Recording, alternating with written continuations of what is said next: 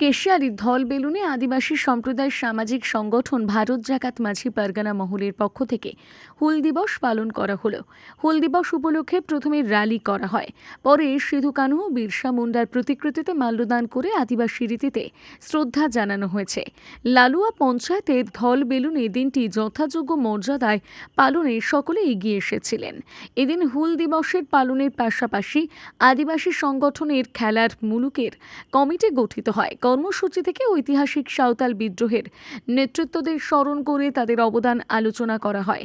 উপস্থিত ছিলেন কেশিয়ারির বিডিও হিতাংশু হালদার, কেশিয়ারি পঞ্চায়েত সমিতির সভাপতি উত্তম শেঠ, কেশিয়ারি বিধানসভার বিধায়ক পরেশ মুর্মু, লালুয়া ৮ নম্বর অঞ্চলের প্রধান সাগেন মান্ডি, ভারত জাকাত মাঝি পারগানা মহলের মুলুক বাবা চৈতন্য বাসকে, সংগঠনের পারগানা মন্টু সিং প্রমুখ।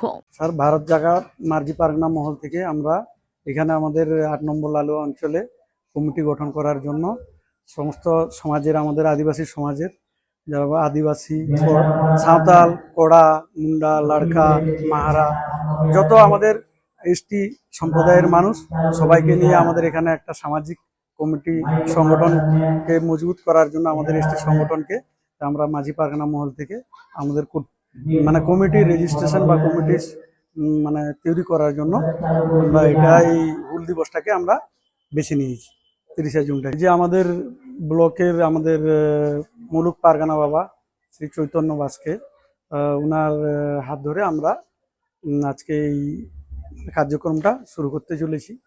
উনি হচ্ছেন আমাদের ব্লক প্রেসিডেন্ট, আমাদের বাবা বলা হয় কারণ উনি আমাদের মানে গার্জিয়ান, তাই ওনার হাত ধরে আমরা এগিয়ে যেতে চাই।